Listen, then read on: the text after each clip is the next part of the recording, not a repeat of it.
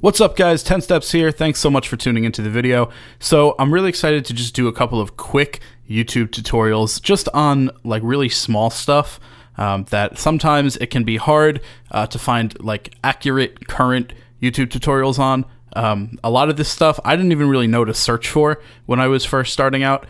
So I figured I would kind of provide some low-level tips to people who may not be super experienced in production. Like if you've been producing for 10 years and you know this is your shit and you do this professionally, these videos are probably not going to be for you. But who knows? Maybe it'll give you a different way of looking at things. So let's jump into this. So for this video, I wanted to talk about using sidechain on reverbs and delays and effects like that.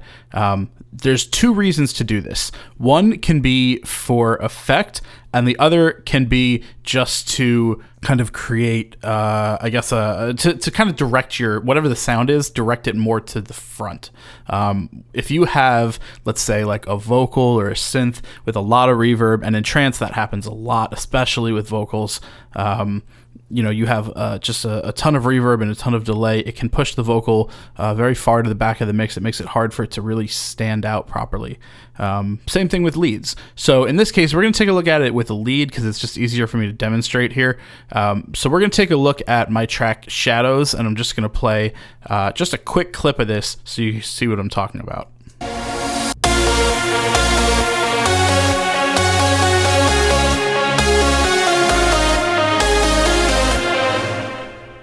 Now right there in that clip alone, that should be enough for you to hear exactly what I mean.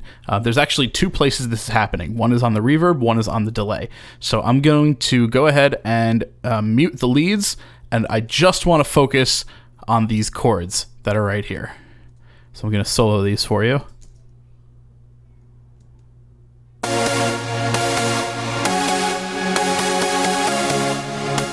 So you can hear how in between the notes, so like in here, and then in here, and then in here, and then in here, the reverb kind of ducks when it hits, and then in these spaces comes up.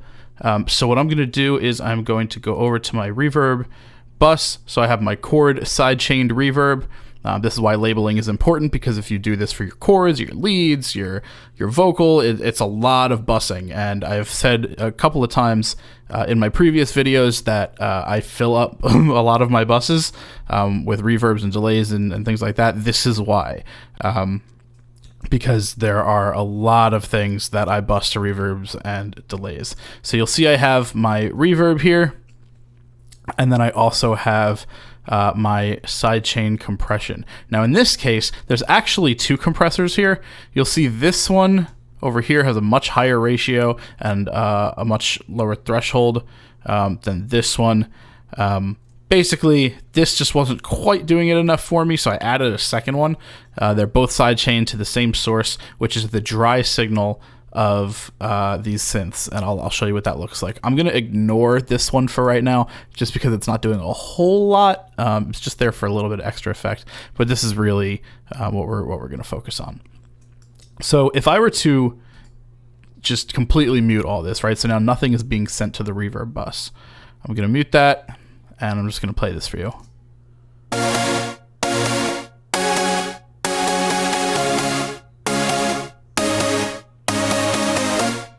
Totally dry. There's no reverb, no delay. All of my reverbs and delays are on buses, never on the stack itself, and never within the synths. So like if you look at Serum takes a while to open on my computer for some reason. But if you look over here, like I have all my delays and reverbs muted, and it would be the same thing with all these tracks. So let me go turn on this, and I'm gonna take off the compressors.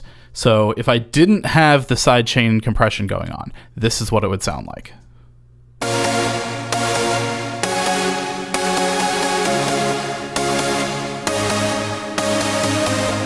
Now in some instances that might sound okay, but in this case it wasn't. I needed something to really pop up here and fill these spaces. So what I did is I put on my compressors, this one especially,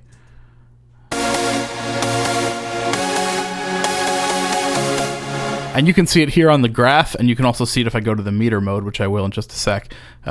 you'll see that every time it hits, because it's sidechained to the dry signal. So this is the track stack in Logic for the dry signal. So every time the dry signal hits, this gets pushed down, and then when the dry signal's over, it comes back up. It's just a simple sidechain.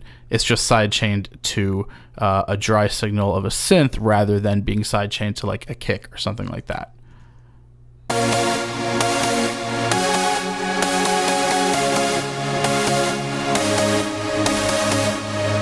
So you see every time it hits, needle goes down, and every time it comes back up, or every time it stops playing, it comes back up. And the attack, I keep really, really fast on this. On this one, I kept the release super fast as well. This particular one, the Platinum Digital algorithm, it's very slow to react. So if you put the release up any higher, I could show you, it takes a really long time.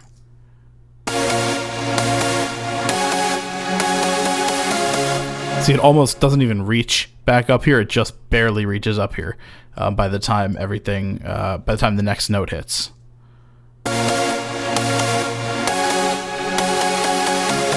And it doesn't make a huge difference, but it does make a little bit of a difference, at least that I noticed. So I kept this all the way down. Obviously, you have your threshold and ratio set however you want, and then you can set your makeup gain as well to make up for any gain reduction that happens in that process. So that's looking at it with reverb. Now let's go over to the leads. Go down here. Now here, if you look at my reverb, I actually don't have the sidechain on here. There's no sidechain compressor under the reverb. But let's take a listen and see what else might be happening.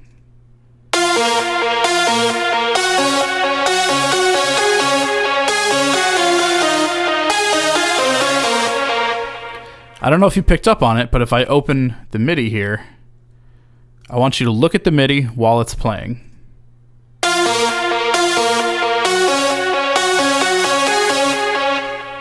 So you're hearing notes in here, in these spaces, almost as if it was all duplicated, but it's not. So what I did was I send it to a delay bus, and then I do the exact same type of thing. Sidechain to the dry signal, and here's my delay, and I sidechain this delay to my dry signal. So without it, it's super, super, super messy. If I turn off the sidechain compression, I'll let you hear that.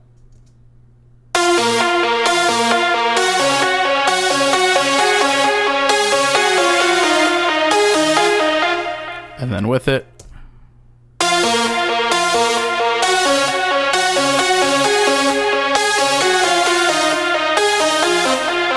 and then one thing I did in this track was I actually automated which of these it goes to, because there was a point where I didn't want it to be sidechained in the same way. The settings are different. So I actually had two separate sidechain buses, delay buses here, and they're automated.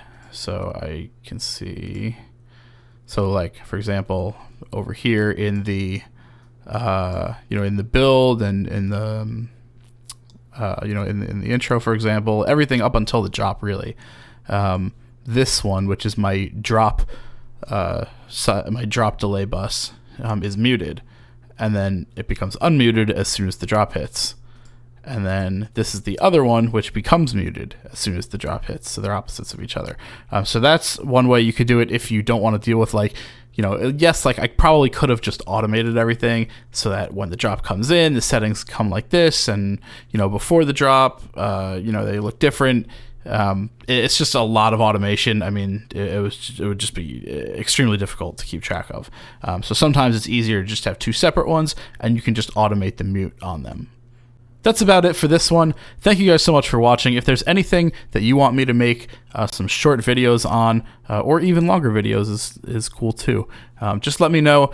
drop a line down in the comments and let me know what you want to see on this channel. I have a new record out that just came out last week. It's called And She Said with Lucas Prada. It's out now on In Harmony Music. It's on your Spotify, your Apple Music, all those platforms. It's also on YouTube.